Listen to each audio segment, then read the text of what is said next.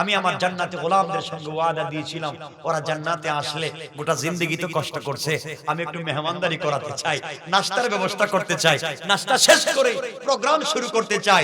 কেউ কে আছো? হুর গেলমান কোথায়? আমার বান্দাদেরকে নাস্তার ব্যবস্থা করে দাও।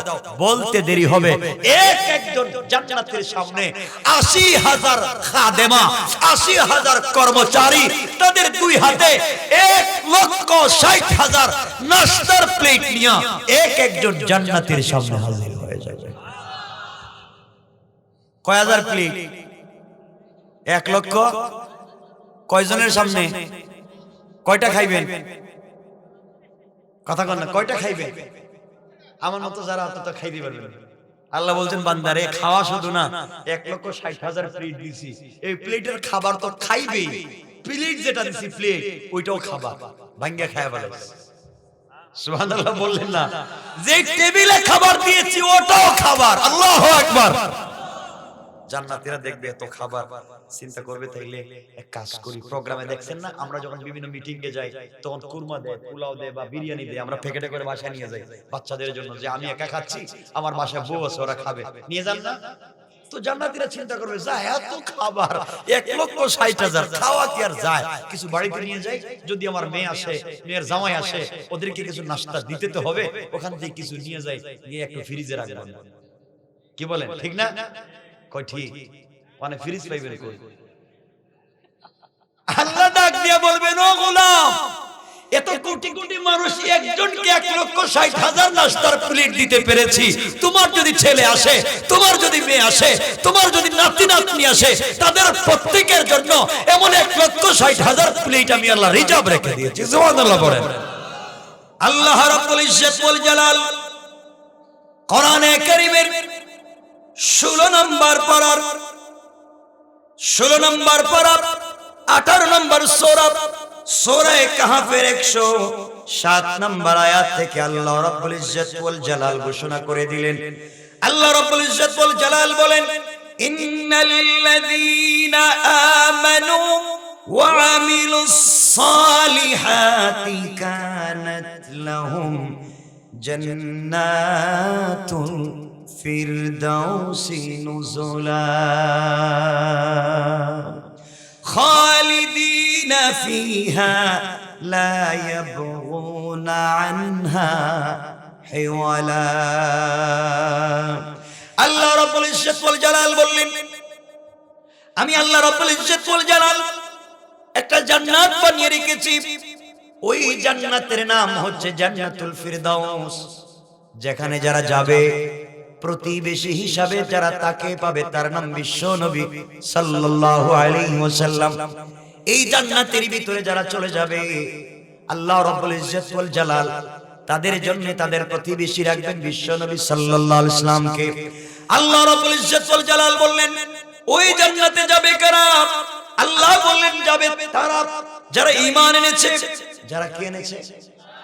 আল্লাহর প্রতি ঈমান এনেছে, ওয়া আমিলুস সালিহাত, এবং নেক কাজ করেছে। এক কথায় আল্লাহর প্রতি আত্মসমর্পণ করেছে। আত্মসমর্পণ করবার পরে আল্লাহর হুকুমগুলো মেনেছে রাসূলের তরিকায়। কথা পরিষ্কার? আল্লাহ বলছেন জান্নাতুল ফিরদাউসে যাবে তারা যারা আমি আল্লাহর উপরে ঈমান আনবার পরে, আমার কাছে আত্মসমর্পণ করবার পরে আমি যে বিধানগুলা দিয়েছি, আমি যে হুকুমগুলা দিয়েছি, এই হুকুমগুলা তারা পালন করবে আমার নবীর তরিকায়। বিশ্ব নবী যেই তরিকায় পালন করতে বলেছেন, সেই তরিকায় যারা পালন করবে, চলবে, এক কথায় তার ব্যক্তি জীবন থেকে নিয়ে পার্লামেন্ট পর্যন্ত নিজের জীবন কেমনে চালাবে, পরিবার কেমনে চালাবে, সন্তানদেরকে কেমনে চালাবে, সমাজ কেমনে চালাবে, আত্মীয় স্বজনের সঙ্গে কেমনে ব্যবহার করবে, এক কথা আল্লাহ বলতে চান আমার রাসূলের বাস্তব লাইফ যেমন ছিল, এই লাইফের সঙ্গে যার জিন্দেগির মিল হয়ে যাবে, আমি আল্লাহ তার জন্য শান্তির একটা জায়গা রেখে দিয়েছি, যার নাম জান্নাতুল ফিরদাউস। পড়েন সুবহানাল্লাহ। এই জান্নাতে তারা যাবে যারা আখিরাতকে অস্বীকার করে না, যারা কিয়ামতের দিনকে অস্বীকার করে না, যারা ফেরেশতাদেরকে অস্বীকার করে না, যারা হালাল খায়, হারাম মানে, হালালকে হালাল মনে করে, হারামকে হারাম মনে করে, অবৈধকে অবৈধ মনে করে, বৈধকে বৈধ মনে করে, ইনসাফকে ইনসাফ মনে করে, বেইনসাফকে বেইনসাফ মনে করে। এক কথায় যারা দুনিয়ার জমিনে সকল ক্ষেত্রে ব্যক্তি জীবন থেকে নিয়ে চলার পথে সকল জায়গায় যারা আল্লাহ রাসূল সাল্লাল্লাহু আলাইহি ওয়াসাল্লাম যে পথে চললেন ওই পথ অনুসরণ করবে, আল্লাহ বলেছেন তাদের জন্য যে জান্নাত রেখে দিয়েছি তার নাম হলো দার জান্নাতুল ফিরদাউস। পড়েন সুবহানাল্লাহ।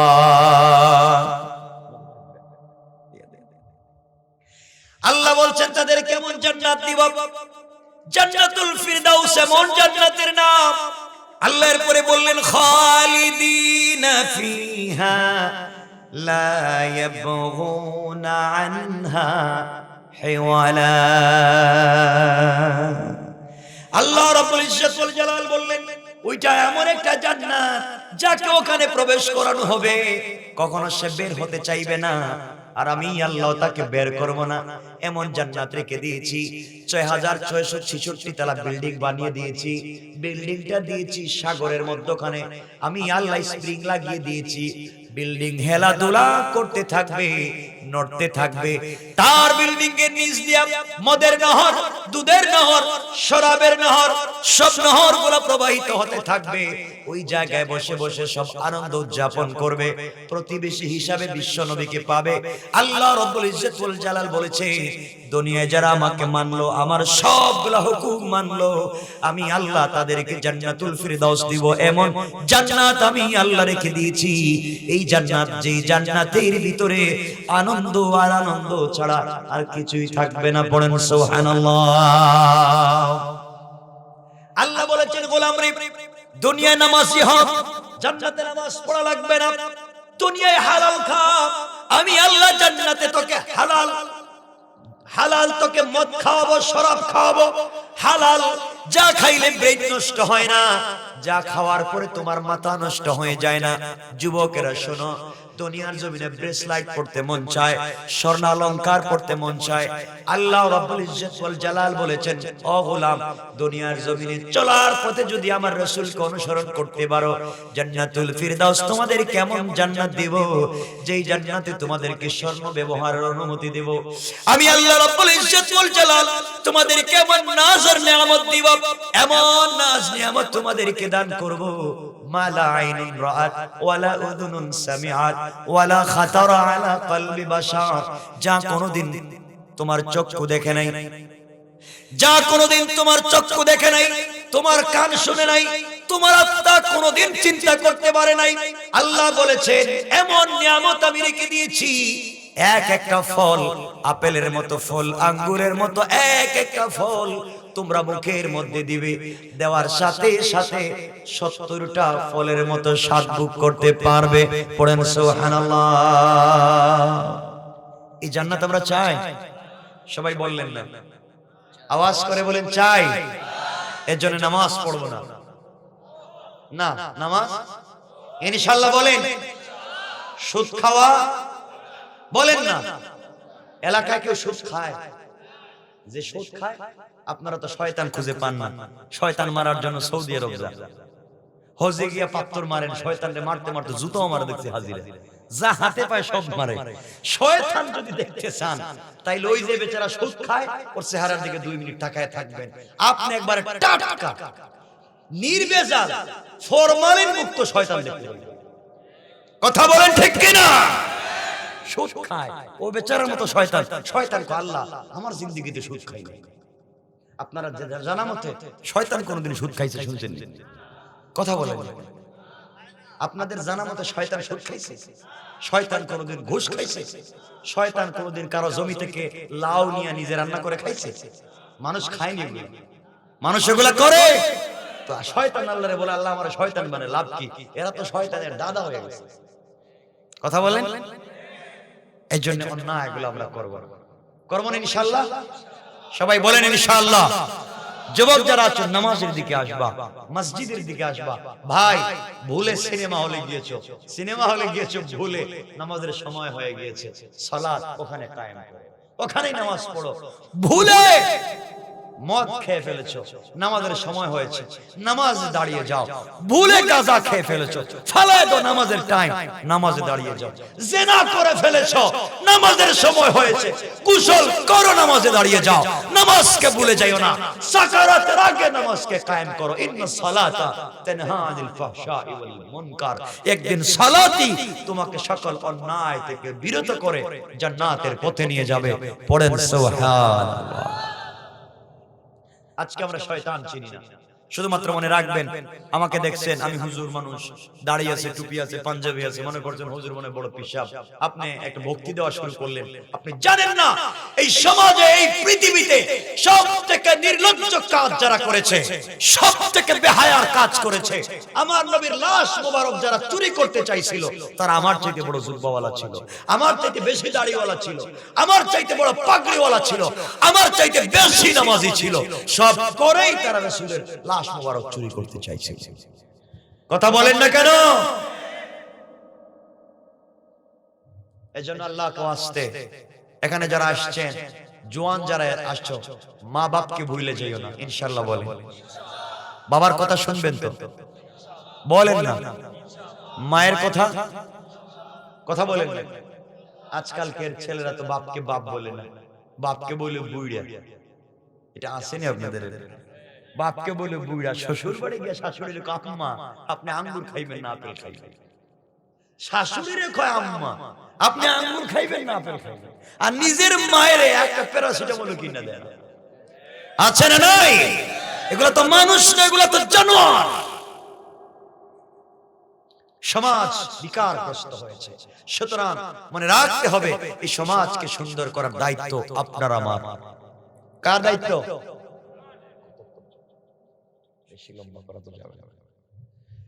সুতরাং 1 নম্বর জান্নাতের নাম কি?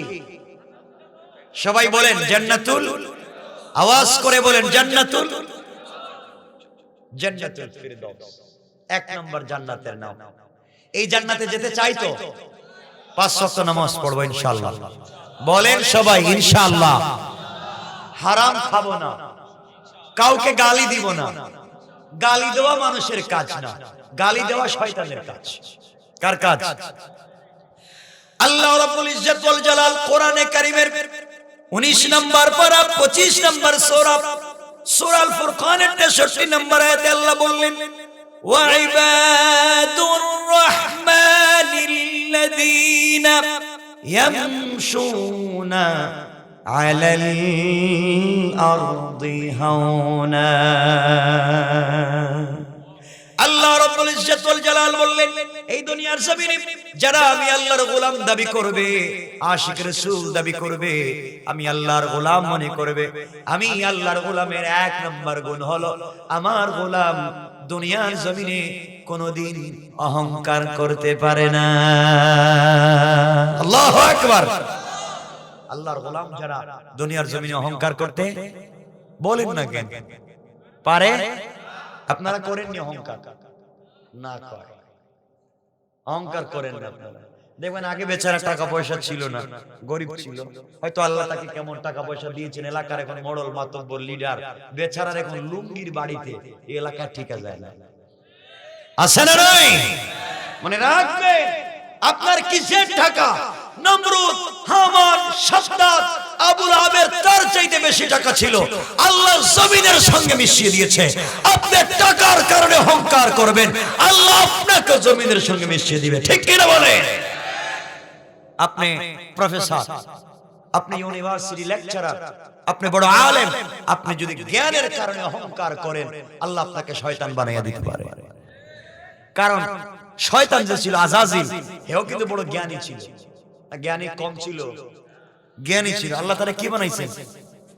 কথা বলেন না কেন? অপরাধ কি? অহংকার অপরাধ। তাহলে আপনারা অহংকার করবেন? আমাকে কথা দেন, আজকে থেকে আমরা অহংকার করব না। বলেন ইনশাআল্লাহ। রাসূল পাক তার জিন্দেগিতে অহংকার করেছেন? কারোর সঙ্গে রাগ করে কথা বলেছেন?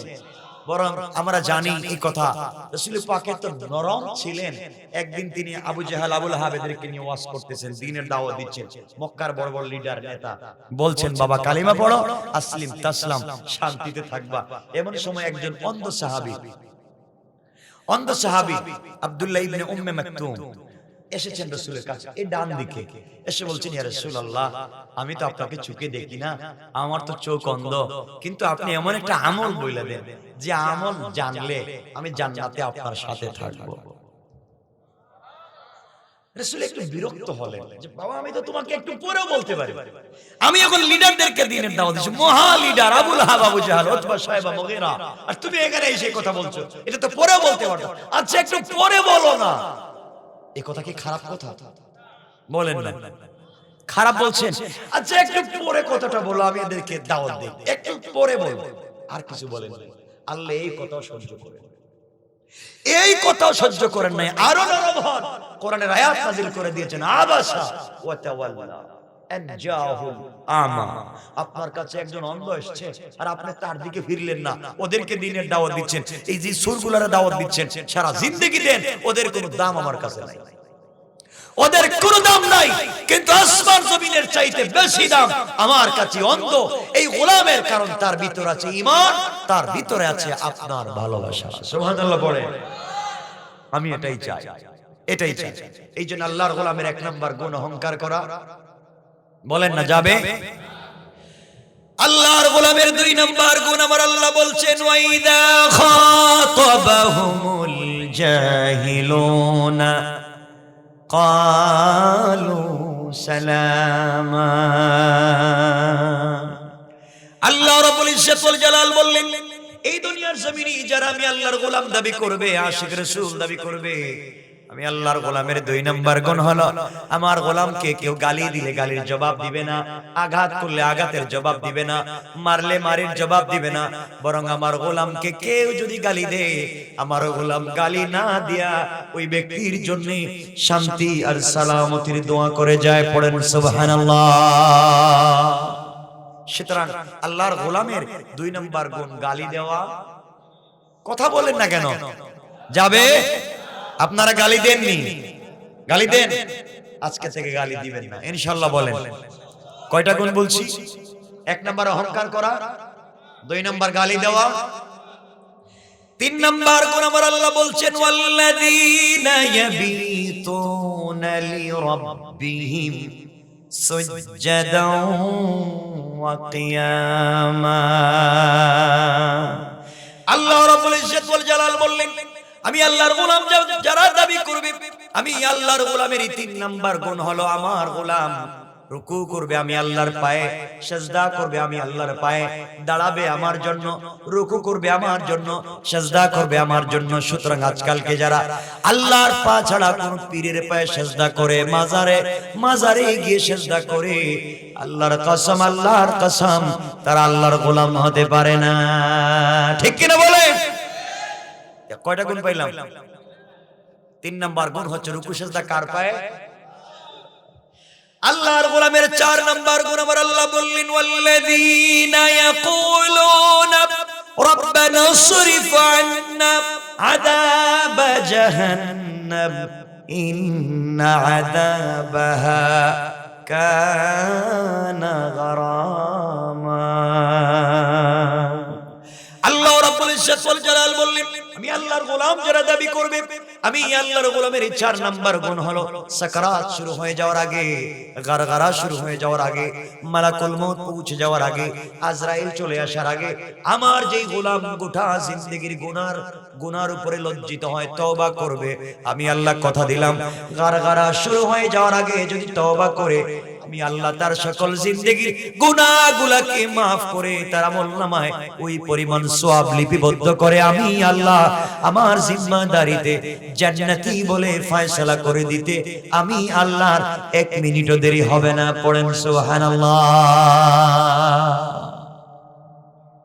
আল্লাহ রাব্বুল ইজ্জত ওয়াল জালাল বোঝাতে চাইলেন, যাদের মধ্যে চার গুণ থাকবে অহংকার করবে না, কাউকে গালি দিবে না, গালি দিলে জবাব দিবে না, রুকু সিজদা আল্লাহর পায়ে করবে আর তওবা করবে আল্লাহর কাছে। সাকারাতের আগে গুনার জন্য মাফ চাইবে। আল্লাহ বুঝাতে চান এই চার গুণ যাদের ভিতরে আছে আমি আল্লাহ রব্বুল ইজ্জত ওয়াল জালাল তাদের জন্য রেখে দিয়েছি জান্নাতুল ফিরদাউস। পড়েন সুবহানাল্লাহ। পারবো তো জান্নাতুল ফিরদাউসে যাইতে? বলেন ইনশাআল্লাহ, আওয়াজ করে বলেন ইনশাআল্লাহ। আল্লাহ রাব্বুল ইজ্জত ওয়াল জালাল বুঝাতে চাইলেন 2 নাম্বার জান্নাতের নাম হলো দারুস সালাম। 2 নাম্বার জান্নাতের নাম কি? সবাই বলেন দারুস সালাম।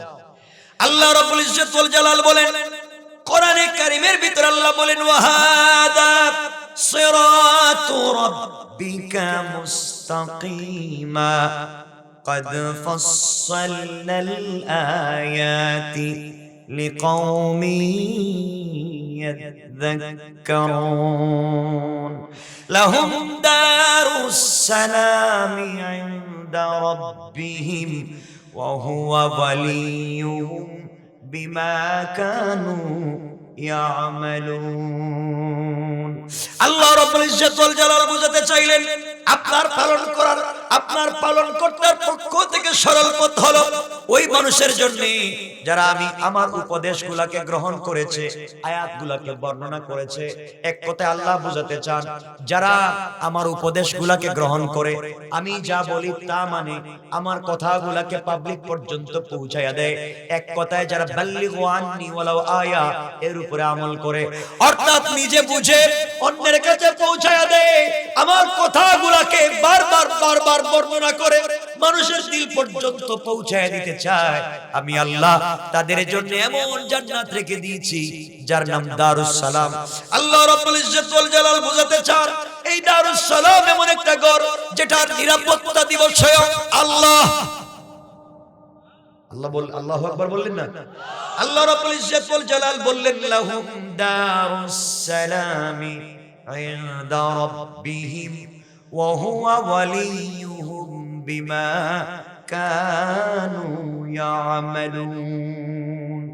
আল্লাহ রাব্বুল ইজ্জত ওয়াল জালাল বললেন তাদের জন্যই তাদের প্রতিপালকের কাছে নিরাপত্তার গৃহ রয়েছে যার নাম হচ্ছে দারুস সালাম। আল্লাহ বলেন তিনি তাদের বন্ধু, তাদের কর্মের কারণে আল্লাহ বুঝাতে চান যারা আমার কথাগুলোকে বারবার বর্ণনা করে, আমার দ্বীনের কথা পাবলিক পর্যন্ত পৌঁছে দেয়, নিজে মানে অন্যকে মানাবার চেষ্টা করে, এইভাবে নিজের বন্ধু বান্ধবকে বোঝায়া দ্বীনের প্রতি নিয়ে আসে, আমি আল্লাহর জন্য, দ্বীনের জন্য, কোরআনের জন্য, রাসূলের জন্য কাজ করতে করতে জীবনকে শেষ করে দেয়, আমি আল্লাহ তার জন্য দুনিয়ায় নয় আখিরাতে এমন একটা ঘর রেখে দিয়েছি যার নাম দারুস সালাম, নিরাপত্তার ঘর। আল্লাহ রাব্বুল ইজ্জত ওয়াল জালাল বলে যে জান্নাতের ভিতরে আমি আল্লাহ যে নিজের হাতে গাছ লাগিয়ে রেখেছি। পড়েন সুবহানাল্লাহ। আমরা কথা লম্বা করব না। 2 নম্বর জান্নাতের নাম কি? দারুস সালাম। এখানে আমরা কথাকে শেষ করব। দারুস সালাম 8টা তো বলবোই না, কারণ 12:30টার ভিতরে শেষ করি, রাত্র লম্বা হয়ে যাচ্ছে, আপনাদের কষ্ট হচ্ছে। না না না, পরে ফজরের নামাজ কি পড়বেন নি? এটা ইনশাআল্লাহ সবাই বলে, মসজিদে তো ইমাম সাহেব বলতে পারবে ফজরের নামাজে কয়জন আছে আর নাই। শুনেন, দারুস সালাম এমন এক জান্নাতের নাম। এই জান্নাতের কথা কি বলবো? দারুস সালাম যাইতে চাননি আপনারা? আরে দারুস সালাম তো এমন জান্নাত যেই জান্নাতে বান্দারা থাকবে বসা আর রব থাকবেন দাঁড়ায়। আল্লাহু আকবার। বান্দারা বসে থাকবে আর আল্লাহ দাঁড়াইয়া দাঁড়াইয়া তার বান্দাদেরকে সালাম দিবে, সালাম দিবে। এটা তো লম্বা আলোচনা, এখন কেমনে সালাম দিবে সংক্ষেপ করে আপনাদেরকে বুঝায় দেই। আমার বন্ধুগণ, কিয়ামতের দিন আল্লাহ যখন ফয়সালা করবেন, হিসাব নিকাশ হচ্ছে, এরা জান্নাতি এরা জাহান্নামী, এইভাবে হিসাব নিকাশ হচ্ছে, হিসাব হতে হতে জাহান্নামীদের ফয়সালা হয়ে গেল জাহান্নাম, জান্নাতীদের ফয়সালা হয়ে গেল জান্নাত, এইভাবে আলাদা করে দিলেন। এমন সময় আল্লাহ জান্নাতীদেরকে ডাক দিয়া বলবেন, জান্নাতীরা তোমাদের সাথে একটা কথা বলার ছিল। আল্লাহ বলেন, তো কি কথা? আমি জানতে চাইলাম তোমরা যে দুনিয়া কষ্ট করেছো, আমার কথা পাবলিক পর্যন্ত পৌঁছে দিয়েছো, রাত দিন মেহনত করেছো। আচ্ছা, আমি যে কোরআনে যে জান্নাতের কথা বলেছিলাম, নাজ নিয়ামতের কথা বর্ণনা করেছিলাম, তোমাদেরকে উপকার আর কল্যাণের কথা বলেছিলাম, আজকে তো আসছো জান্নাতে, তোমরা কি সব পেয়েছো? আমি যা যা বলেছি সব পেয়েছো? এমন সময় সমস্ত জান্নাতীরা জবাব দিবেন, আল্লাহ তাআলা আপনি কোরআনে কারীমের ভিতরে যত নিয়ামতের কথা বর্ণনা করেছেন জান্নাতের ব্যাপারে, রাসূল পাকের জবান থেকে আমরা যা শুনেছি, উলামায়ে কেরামের মজলিসে বসে আমরা যা জানতে পারলাম, কোরআন সুন্নাহ রিসার্চ করে আমরা যা জানতে পেরেছি, আল্লাহ তাআলা জান্নাতে আসার পরে আমরা তার চাইতে ৯৭ গুণ বেশি নিয়ামত পেয়েছি। কোন সুবহানাল্লাহ। এবার আল্লাহ ডাক দিয়ে বলবেন, জান্নাতীরা বলো, আমি আল্লাহ যত নিয়ামতের কথা তোমাদেরকে বলেছি, যত এনাম আর পুরস্কারের কথা বলেছি, জান্নাতে আসার পরে ৯৭ গুণ বেশি পেয়েছো। এবার বলো তো দেখি তোমাদের মন কি চায় আমি আল্লাহ আরো কিছু দেই? আরো কিছু চাওয়ার আছে কি? আর ২-৪টা বিল্ডিং চাও কিনা, নহর চাও কিনা, বাড়ি চাও কিনা, গাড়ি চাও কিনা, জান্নাতে আর কি চাও বলো তো? এমন সময় সমস্ত জান্নাতীরা চিন্তা করবে, আল্লাহ যত নিয়ামতের কথা বলেছেন তার চাইতে ৯৭ গুণ বেশি পেয়েছি, আর কিছু চাওয়ার আছে? কথা বলেন, আর কি চাইবো? যা চাইলাম তার চাইতে ৯৭ গুণ বেশি পাইলাম। আয় আল্লাহ তাআলা আর কিছু চাই না, আর কিছু লাগবে না। আল্লাহ বলবেন, ভালো করে বুঝো, ভালো করে চিন্তা করো, আর কিছু লাগবে কিনা। জান্নাতীরা একত্রিত হবেন, সাধারণ জান্নাতীরা একত্রিত হয়ে চিন্তা করবেন কি জবাব দেওয়া যায়, বুঝতে পারতেছি না কি বলবো আল্লাহকে। এমন সময় সমস্ত জান্নাতীরা একত্রিত হয়ে সাধারণ মোল্লা মৌলবীদের কাছে যাবেন, আলেম উলামাদের কাছে যাবেন, যাদেরকে আপনারা দেখতে পারেন না। এই আলেম উলামাদের কাছে গিয়ে বলবেন, হুজুর আপনারাই বলেন, আপনাদের ওয়াজ শুনে, আপনাদের নসিহত শুনে, আপনাদের কথাবার্তা শুনে আমল করে করে জান্নাত পর্যন্ত চলে এসেছি। জান্নাতের ভিতরে এসে জান্নাতের নিয়ামতগুলো পেয়েছি। আল্লাহ যা বর্ণনা করেছে তার চাইতে ৯৭ গুণ বেশি পেয়েছি। এবার আল্লাহ বলেছেন, আর কিছু চাবো কিনা, আর কিছু চাওয়ার বাকি আছে কিনা? আমরা তো জানি না, আমরা সাধারণ মানুষ, আমরা যা পেয়েছি তাতেই আমরা খুশি। ৯৭ গুণ বেশি পেয়েছি, তাতেই আমরা খুশি রয়েছি। আর কি চাইবো? আর তো চাওয়ার নাই। আপনারাই বলেন, আর কিছু আছে কি? আপনারাই আল্লাহর প্রশ্নের জবাব দিন। ওই কথা থেকে বুঝতে পারলাম আমরা সবাই উলামায়ে কেরামের নেতৃত্ব দুনিয়ার জমিনে যেইভাবে চলবে আর থাকবে, জান্নাতের ভিতরে উলামায়ে কেরামের নেতৃত্ব ছাড়া কেউ আল্লাহর সঙ্গে কথা বলতে পারবে না। কোন ঠিক কিনা? সমস্ত জান্নাতীরা উলামায়ে কেরামের কাছে যাবেন। উলামায়ে কেরাম আল্লাহকে ডাক দিয়ে বলবেন, আল্লাহ তাআলা দুনিয়ার জমিন থেকে বিদায় নিয়ে জান্নাত পর্যন্ত এসেছি, জান্নাতের নিয়ামত পেয়েছি, জান্নাতের আঙ্গুর আপেল পেয়েছি, জান্নাতের হৌর গিলমান পেয়েছি, জান্নাতের বিল্ডিং বালাখানা পেয়েছি, জান্নাতের আনন্দ পেয়েছি। আয় আল্লাহ তাআলা এগুলার জন্য দুনিয়ার জমিনে ইবাদত করি নাই। উলামায়ে কেরাম আল্লাহকে বলবেন, আল্লাহ তাআলা এগুলা পাওয়ার জন্য দুনিয়া ইবাদত করি নাই, জান্নাতের নাজ নিয়ামত পাওয়ার জন্য, জান্নাতের আঙ্গুর আপেল পাওয়ার জন্য, জান্নাতের সুন্দরী নারী পাওয়ার জন্য দুনিয়ার জমিনে ইবাদত করি নাই। আয় আল্লাহ তাআলা দুনিয়ার জমিনে যথেষ্ট আঙ্গুর আপেল ছিল, দুনিয়ার জমিনে যথেষ্ট সুন্দরী নারী ছিল, দুনিয়ার জমিনে যথেষ্ট বিল্ডিং বালাখানা ছিল, দুনিয়ার জমিনে যথেষ্ট আনন্দ উল্লাসের জায়গা ছিল। আয় আল্লাহ তাআলা দুনিয়ার সকল আনন্দকে লাথি মেরে ফেলে দিয়েছি, কোনদিন নারীর দিকে তাকাই নাই, দুনিয়ার লোভ আমাদেরকে পায় নাই, জান্নাতের নিয়ামত পাওয়ার জন্য না। আয় আল্লাহ তাআলা দুনিয়ার সকল নিয়ামত, দুনিয়ার আঙ্গুর আপেল, দুনিয়ার সুন্দরী নারী কিছুর পিছনে দৌড়াই নাই। গভীর রজনীতে ঠান্ডা পানি দিয়ে ওযু করে মুসল্লায় দাঁড়িয়ে তুমি রবকে না দেখে, তোমাকে বিশ্বাস করে তোমার কদমে সিজদা করেছি আর কান্না করে বলেছি, আল্লাহ তাআলা যেই রবকে চোখ দিয়ে দেখতে পারলাম না, জান্নাতে গেলে যেন সেই রবের দিদার পাই। আয় আল্লাহ তাআলা, জান্নাতের আঙ্গুর পাইলাম, আপেল পাইলাম, হুর গিলমান পাইলাম, সুন্দরী নারী পাইলাম, সব পেয়েছি, এখন পর্যন্ত তোমার দিদার লাভ করতে পারলাম না। আয় আল্লাহ তাআলা, ওই জান্নাতের প্রয়োজন নাই, ওই জান্নাতের নিয়ামতের প্রয়োজন নাই যেখানে আসলে রবকে পাওয়া যায় না, যে রবকে না দেখে সিজদা করেছি, যেই রবকে না দেখে গভীর রাত্র পর্যন্ত তাকে পাওয়ার জন্য কান্না করেছি।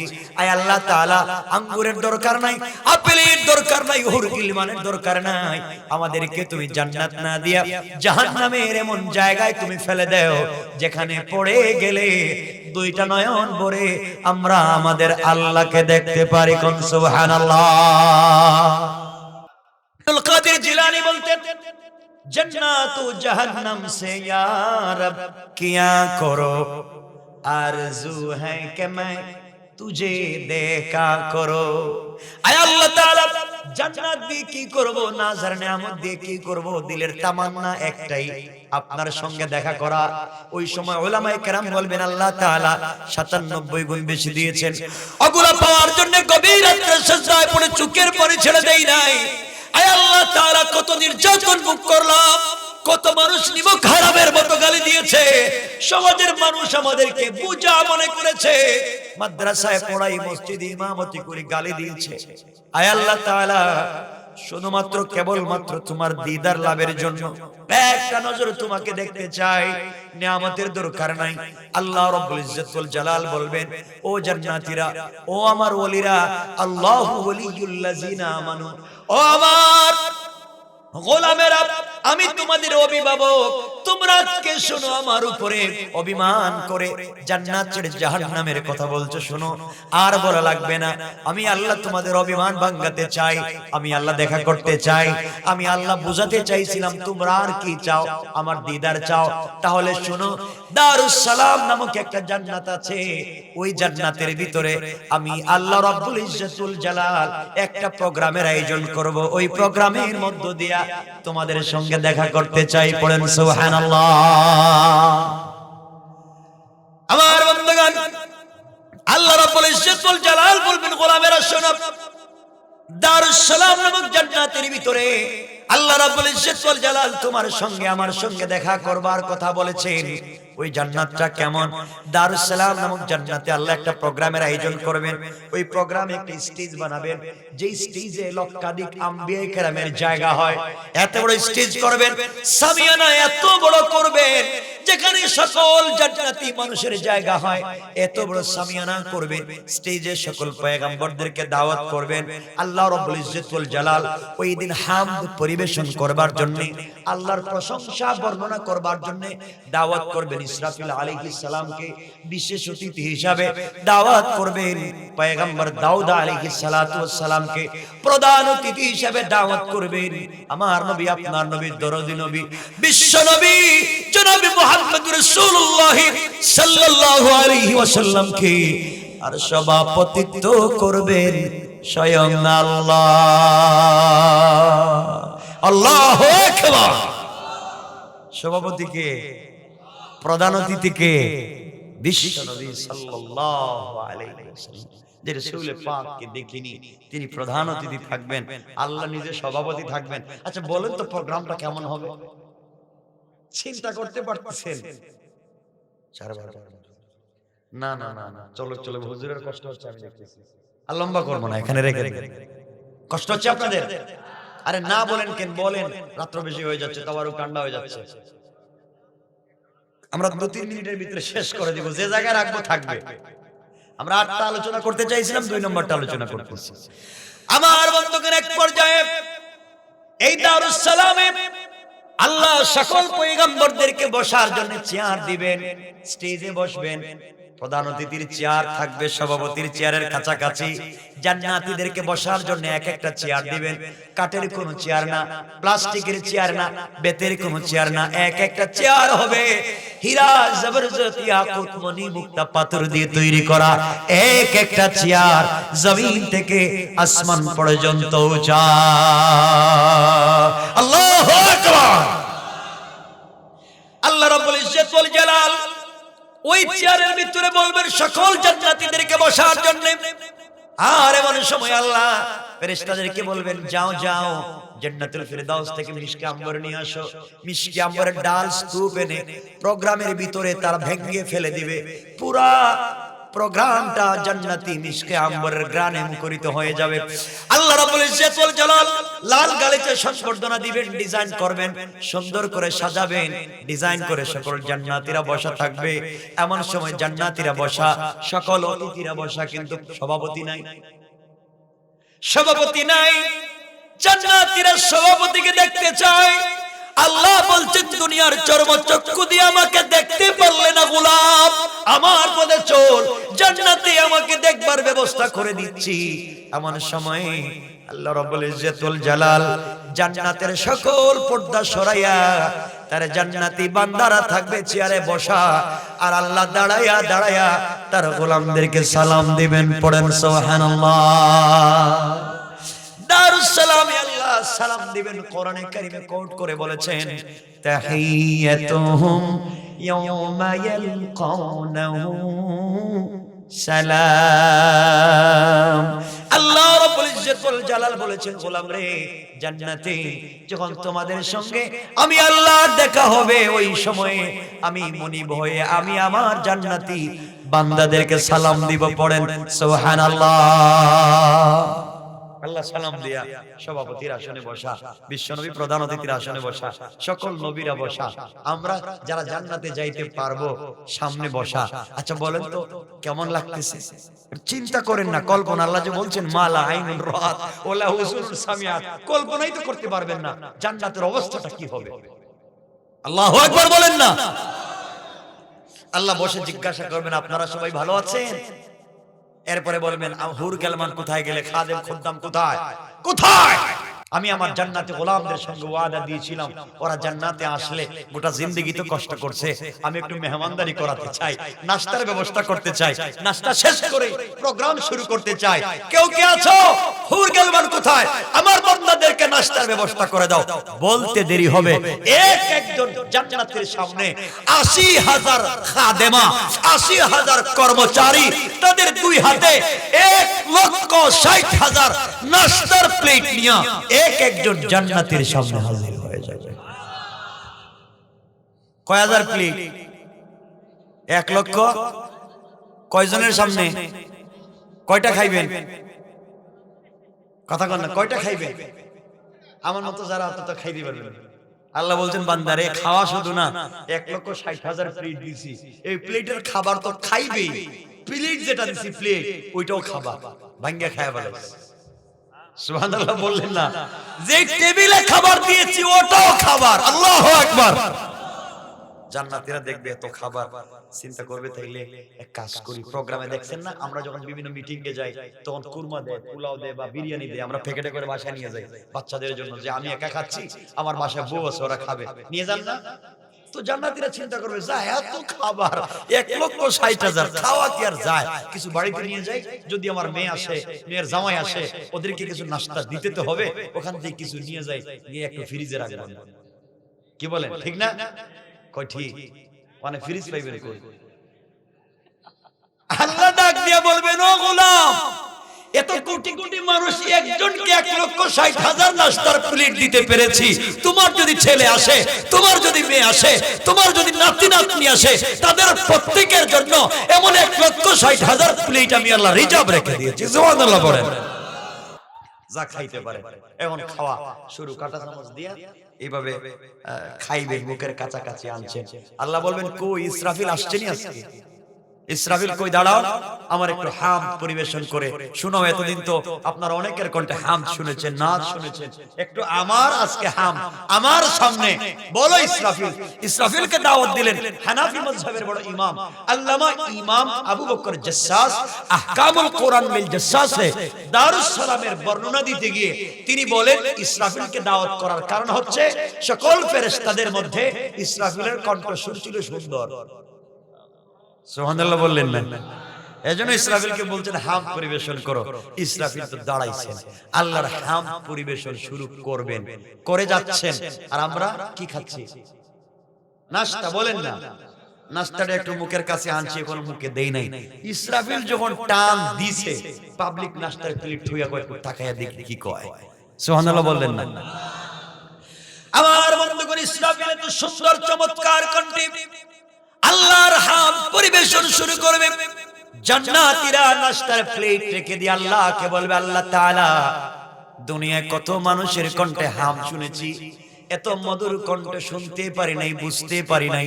আল্লাহ তাআলা, জান্নাতের এত নিয়ামত, এত নাস্তার প্লেটের দরকার নাই, সব থাকুক। ইসরাফিল যেন হাম পরিবেশন করতে থাকে। শত শত বছর যদি চলে যায়, আমাদের বিশ্বাস আমাদের পেটে কোনো খিদা লাগবে না। সুবহানাল্লাহ বলেন। আমার আল্লাহ বলবেন, জান্নাতীরা, এর চাইতে মধুর কণ্ঠে তোমরা কি কোন তেলাওয়াত শুনতে চাও? এর চাইতে মধুর কণ্ঠ আমি আল্লাহর কাছে আছে। জান্নাতীরা বলবে, আল্লাহ তাআলা, এই কণ্ঠই তো কলিজায় মানে না, জিন্দেগিতে শুনি নাই। আপনি বলতেছেন তার চাইতে মধুর কণ্ঠ আছে, আপনি যদি বলেন আমরা শুনতে পারি। আল্লাহ বলবেন, আজকের বিশেষ অতিথি দাউদ পয়গম্বর দাঁড়িয়ে যান আর আমার কোরআন থেকে সূরা তাহা তেলাওয়াত করেন। আল্লাহর পয়গম্বর দাউদ আলাইহিস সালাম দাঁড়িয়ে যাবেন, কোরআন থেকে সূরা তাহা তেলাওয়াত শুরু করবেন। এমন সময়ে সকল জান্নাতীরা তাকায়া দেখবে, দাউদ নবীর একটা কণ্ঠ থেকে 70 প্রকারের বাঁশির আওয়াজের মতো মধুর আওয়াজ শোনা যায়। জান্নাতীরা বলবে, আল্লাহ তাআলা, এই আওয়াজ তো জিন্দেগিতে শুনি নাই, এমন মধুর কণ্ঠে তেলাওয়াত কোনোদিন শুনি নাই। আয় আল্লাহ তাআলা, তেলাওয়াত চলতে থাকুক, আপনি থামাইয়া দিয়েন না, এই তেলাওয়াত চলুক, বন্ধ করবেন না। আল্লাহ বলবেন, জান্নাতীরা রে, এর চাইতে মধুর কণ্ঠে কোন তেলাওয়াত শুনতে চাও কি? জান্নাতীরা বলবে, আল্লাহ তাআলা, এর চাইতে মধুর কণ্ঠ আছে কি আমরা জানি না, বুঝতেও তো পারি না। দাউদ পয়গম্বর যে তেলাওয়াত করলেন, তাই তো কলিজা ফেটে যায়, 70 প্রকারের মধুর আওয়াজ। আয় আল্লাহ তাআলা, এর চাইতে মধুর কণ্ঠ আছে কি আমরা জানি না। আল্লাহ রাব্বুল ইজ্জত ওয়াল জালাল বললেন, ও জান্নাতীরা, আমার কোরআনের জন্য ইসরাফিল কষ্ট করে নাই, আমার কোরআনের জন্য দাউদ পয়গম্বর কষ্ট করেন নাই, আমার কোরআনের জন্য দুনিয়ার আর কেউ কষ্ট করে নাই। আমার কোরআনের জন্য যে রাসূল কষ্ট করেছেন, দান শহীদ করেছেন, মাথায় লোহার কড়া প্রবিষ্ট করেছেন, জিন্দেগি খতম করে কোরআনের জন্য কষ্ট করেছেন, যে বিশ্ব নবী কোরআনের রাজ কায়েমের জন্য আন্দোলন করলেন, সবাইকে শহীদ করালেন, দুনিয়ার জমিন থেকে বিদায় নিয়ে এসেছেন। আজকের প্রধান অতিথি বিশ্ব নবী এই মুহূর্তে তোমাদের সামনে দাঁড়াইয়া আমার কোরআন থেকে সূরা ইয়াসিন তেলাওয়াত করে তোমাদেরকে শোনাবেন। পড়েন সুবহানাল্লাহ। তেলাওয়াত করবেন বিশ্ব নবী। আল্লাহর পয়গম্বর দাঁড়াবেন আর কোরআন থেকে সূরা ইয়াসিন যখন তেলাওয়াত শুরু করবেন, জান্নাতের ভিতরে জান্নাতীরা দাঁড়ায়া লাফাইতে শুরু করবে আর বলবে, আল্লাহ তাআলা, দুনিয়ায় কত কণ্ঠ শুনেছি, দুনিয়ায় কত তেলাওয়াত শুনেছি, দাউদ পয়গম্বরের তেলাওয়াত শুনেছি। আয় আল্লাহ তাআলা, বিশ্ব নবীর তেলাওয়াত শুনে মনে হলো দাউদ পয়গম্বরের তেলাওয়াতের চাইতে আমাদের নবীর তেলাওয়াত আরো কোটি কোটি গুণ বেশি মধুর শোনা যায়। জান্নাতীরা দাঁড়িয়ে বলবে, আল্লাহ তাআলা, আর তোমার কাছে কিছুই চাই না। আয় আল্লাহ, প্রোগ্রামকে বিলম্বিত করো, লম্বা করো। আয় আল্লাহ তাআলা, রাসূলের কণ্ঠে তেলাওয়াত শুনতে চাই। আল্লাহ বলবেন, জান্নাতীরা রে, এর চাইতে মধুর কণ্ঠে কোন তেলাওয়াত শুনতে চাও কি? জান্নাতীরা বলবে, আল্লাহ তাআলা, এর চাইতে মধুর কণ্ঠ আছে কি? আপনি কি শোনাচ্ছেন আজকে? কিছুই তো কাজ করে না, আপনি বলছেন এর চাইতে মধুর কণ্ঠ। আল্লাহ বলছেন, জান্নাতীরা রে, এতদিন আমার কোরআন বিশ্ব নবীর কণ্ঠে শুনেছো, সাহাবায়ে কেরামের কণ্ঠ শুনেছো, তাবেঈন, তবে তাবেঈন, আইম্মে মুজতাহিদিন, সালফে সালেহিন, কাবিরিন, উলামায়ে মুতাকাদ্দিমিন, মুতাআখিরিন, আসফিয়ায়ে কেরামের কণ্ঠে কোরআন শুনেছো। আমার কোরআন কারি আব্দুল বাসিত, আব্দুস সত্তারের কণ্ঠে শুনেছো। আমার কোরআন কারি উবাইদুল্লাহর কণ্ঠে শুনেছো। আমার কোরআন আমি আল্লাহর কণ্ঠে তোমরা শোনো নাই। এই মুহূর্তে আজকের সভাপতি আমি আল্লাহ তোমাদের সামনে দাঁড়াইয়া আমার কোরআন থেকে সূরা রহমান তেলাওয়াত করে তোমাদেরকে শোনাতে চাই। আল্লাহু আকবার। তেলাওয়াত করবেন আল্লাহ। ওই সময় আল্লাহ তেলাওয়াত করতে আর রহমান বলবেন না, আনার রহমান বলে তেলাওয়াত শুরু করবেন। আনা, আমি আল্লাহ। এখন আসুন, তেলাওয়াত করবেন কে? জান্নাতের কি অবস্থা হবে কিছু বুঝতে পারতেছেন? আপনারা বুঝতে পারবেন না, আপনারা জানতেও পারবেন না কি অবস্থা হবে। এখানে আসুন, কারণ দুনিয়ার জমিনে যদি পাবলিক তেলাওয়াত করে, সাধারণ একজন আলেম তেলাওয়াত করেন, কারি সাহেব তেলাওয়াত করেন, আমরা পাগল হয়ে যাই, মন্ত্রমুগ্ধের মতো শুনতে শুনতে স্ট্রোক করে, হার্ট অ্যাটাক করে লাফ দিয়ে উঠে যায়। আর তেলাওয়াত করতেছেন কে? এখানে থাকুক আজকের আলোচনা। আল্লাহর তেলাওয়াতের কি হবে, কতদিন পর্যন্ত তেলাওয়াত চলবে, জান্নাতীরা অজ্ঞান হয়ে যাবে, জ্ঞান ফেরার পরে কি বলবে, এর ভিতরে জান্নাতি পুরুষদের স্ত্রীরা, হুরেরা আল্লাহর কাছে স্লিপ লিখবে, দরখাস্ত লিখবে, চিরকুট লিখবে, আল্লাহ তুমি কি প্রোগ্রামের আয়োজন করছো, আমাদের স্বামীরা যে গেছে কোনো খবর নেই আমাদের। তখন তেলাওয়াতকে আল্লাহ কি বন্ধ করবেন না কি হবে? জান্নাতের কন্ডিশন কি হবে? আল্লাহর তেলাওয়াত কতক্ষণ চলবে? পাগল কেমন হবে? এই আলোচনা আজকে থাকুক এখানে। আরে শুনেন, আরে শুনেন, অনেকটা হয়ে যাচ্ছে, আবার শুনেন না। এখানে থাকুক, আমি এতটুকুনি বললাম, এখানেই থাকুক। এখন তেলাওয়াত করবেন আল্লাহ। তেলাওয়াত করবেন কে? আপনারা শুনতে চান? ইনশাআল্লাহ বলেন না, ইনশাআল্লাহ বলেন। শুনতে যদি চাই আল্লাহর তেলাওয়াত দারুস সালামে অবশ্যই নামাজ পড়ব, মিথ্যা কথা বলবো না, আমানতের খেয়ানত করব না, চুরি করব না, গীবত শিকায়ত করব না, অশ্লীলতায় যাব না, শিরক করব না, বিদআত করব না। ইনশাআল্লাহ জোরে বলেন ইনশাআল্লাহ। আল্লাহ আমাদের সবাইকে কবুল